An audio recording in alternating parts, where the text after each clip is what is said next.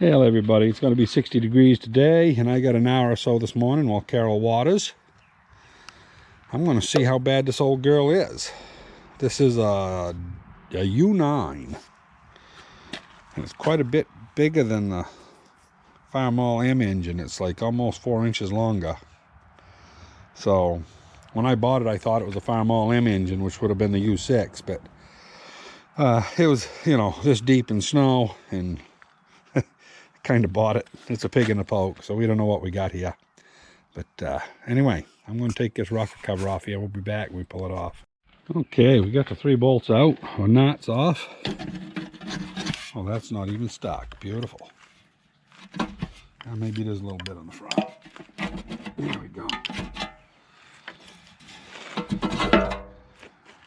Yeah, she's had a little humidity in her.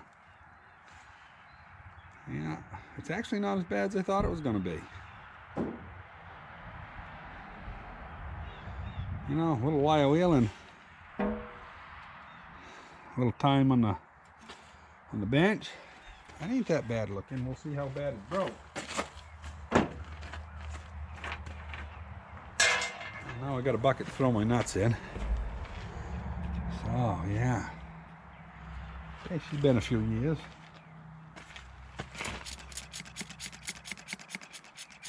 Come on, I'd have to go put some more stuff in my sprayer. There she goes.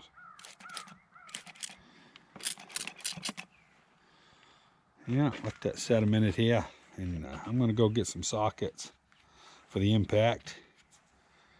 We'll run an impact on those, probably my electric one, see if it'll walk them off. And I'm going to get some more juice in my jug.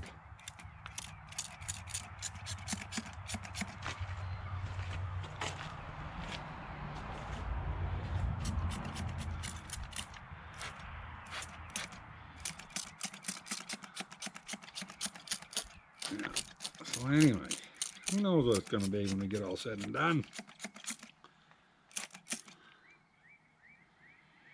Yeah. I actually thought this was going to be full of mouse nests.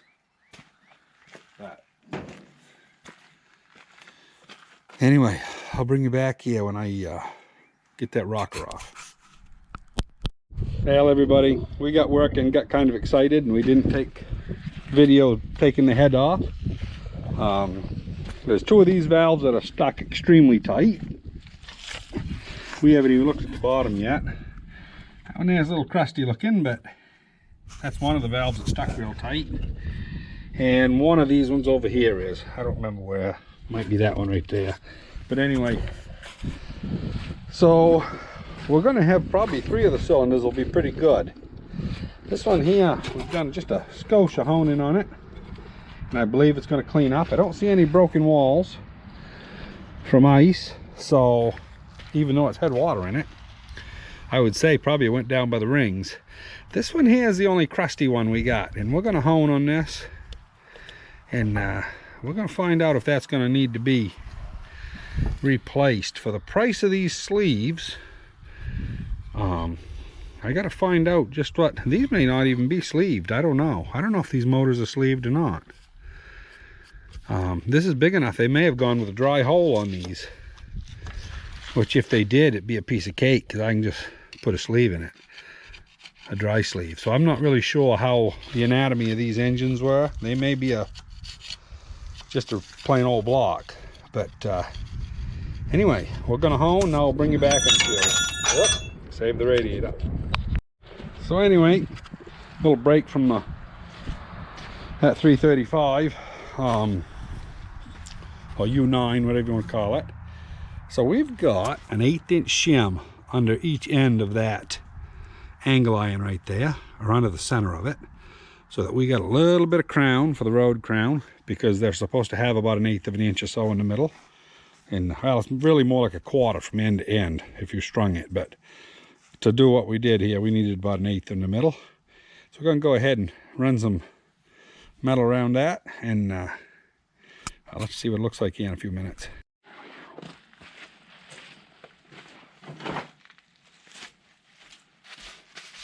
Okay, we ready? Yeah, we on time lapse? No.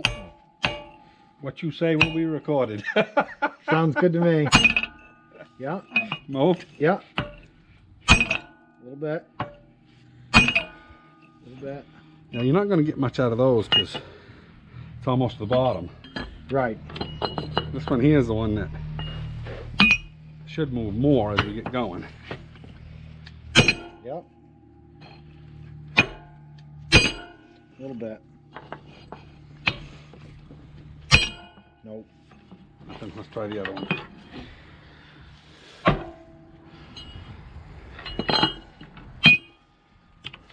No. Oh, we're still going the same one? Yeah. Yep. Nothing? I don't think so. Yep. Yeah, a little bit. Okay. One more. Okay.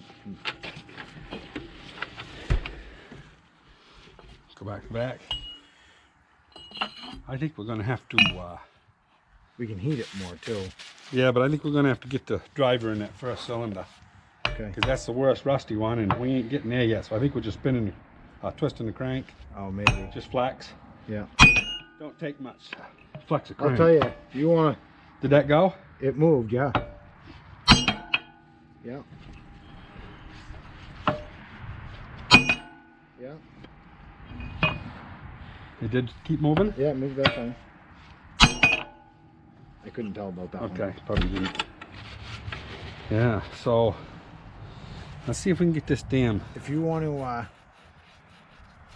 we'll go down on those two real quick. Yeah, And then what I want to do is we'll trade so you can see how much you're moving. yeah. But we'll go back the other way first. Okay. You ready? Yep. They move? Oh, yeah. Yep. Nope. Get ya? Nope. Good. Dangerous shit.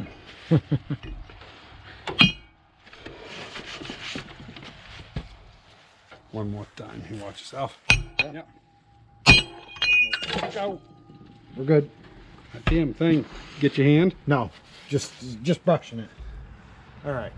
Then we'll go back to the first one. Yeah. All the way over. And then we'll trade here so you can watch.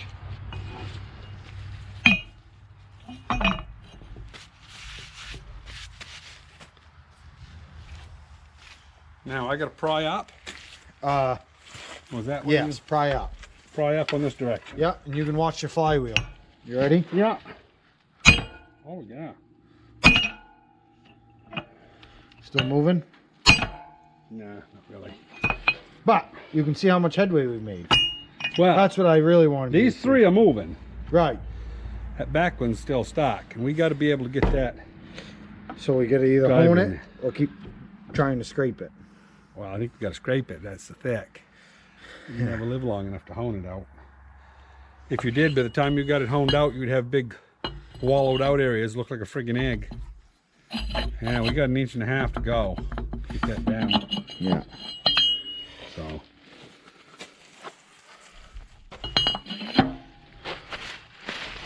We'll take it. So we'll show them here what we got here on this back side. Yeah.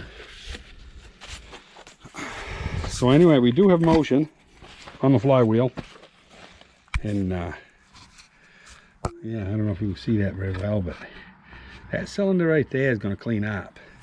I would imagine these two here will. They are moving. We're talking a little bit, you know, 20, 30 thousandths. But this guy here, we haven't been able to get the driver in, because that driver is only it's about 50 thousandths undersize, so it's been binding up. There's a little piece of high spot on the rust, so we're going to take care of that, and I'll bring you back in a while. Well, we've been working on this, me and Chris, for about 3 hours with that aluminum slug that we've been tapping with.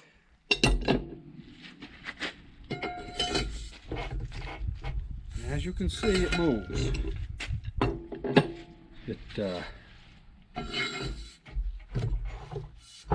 There's something right there that binds up in the motor, and I don't know what it is. Could be oil pump. But anyway, you can kind of hear it clunking. Of course, it could have a bad rod too. You know, you never know. But anyway, so that's what about 3 hours worth of work does. These 2 cylinders here, I'm pretty sure are going to be good. That one there is going to be real good. This one here, we've got a whole big rust ring. This one got water into it. Matter of fact, we've started to push the sleeve out, which I think that sleeve's going to have to come out. So anyway, yeah, so that's where we're at. I think we're going to stop right where we're at. You know, I'm going to disassemble it. It's got to be disassembled and cleaned anyway, because the base is full of water, and there's no way that I would ever just start it out and run with it. The push rods, everything that I've pulled out of the engine so far was just covered with rust. And push rods, you know, they were actually stuck into the lifters. That's not really a good sign. We probably got lifters that are stuck in the bore. That might be what some of the snapping is every now and then, is something in the camshaft. And I just do not break the camshaft, you know, it might be expensive to find one. So anyway, we're going to quit right here where we're at and disassemble. And this will be an ongoing project. So this is the U9 project. I have one more project going in the mix. So anyway, hope you enjoyed. And yes, we did get, not that it's anything to do with that engine, but we did get Chris's axle shortened. Made a root pass and then a cover pass. And that's all I've ever done on any trailer axle I've ever welded. Never have had a problem with them. And do it right in the middle. That way the least amount of load's in the middle. So anyway, yeah, so that's all waiting for the U-bolts tomorrow. And we'll see if we can get that together, because I'd like that out of my way. And then I can go over there and hook onto that bell saw. Get that in here, where I got the welder and the drills and everything. And I can put my husk back into it. Once that's done, we'll be moving it up front, sawing some wood. So anyway, hope you enjoyed. Don't hesitate to hit the like button or subscribe. We'll talk to you later.